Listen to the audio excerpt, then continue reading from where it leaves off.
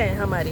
इसमें हमें क्या करना है, मरीज को एक तरफ करवट दिला के, ताकि वो उसका जो भी सिक्रीशंस आ रहे हैं उसकी सांस की नली में ना चले जाए, उसको एक तरफ करवट दिला के पकड़ के और तुरंत हॉस्पिटल में लाना है और यहाँ पे हम उसका ट्रीटमेंट स्टार्ट कर देंगे। इसके अलावा कुछ भी करने की ज़रूरत नहीं है, उसको कुछ खिलाने पिलाने सुलाने की कुछ ज़रूरत नहीं है। ये जो करवट की बात कही, क्या कोई खास बाईं तरफ या दाईं तरफ?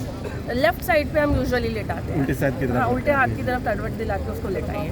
अगर किसी को दिल का दौरा जैसा कुछ हो जाता है तो उस कंडीशन में क्या करें?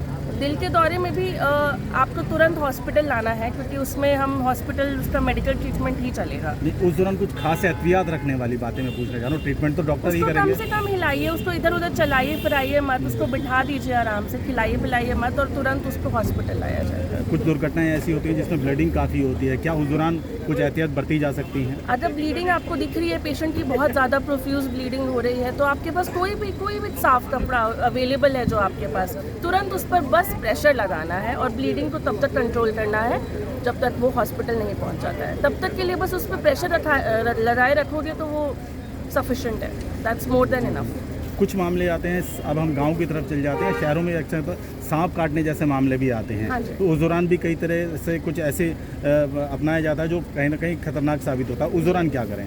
जैसे आपको पता है मिथ्स हैं हमारे यहाँ की, उसको रस्सी बांध देते हैं, बहुत टाइट बांध देते हैं, उससे वो ज़्यादा खतरनाक होता है मरीज़ के लिए, क्योंकि उसको उस अंग तक खून नहीं पहुँच पाएगा। तो आपको क्या करना है, अगेन मरीज़ को ज़्यादा हिलाना डुलाना नहीं है।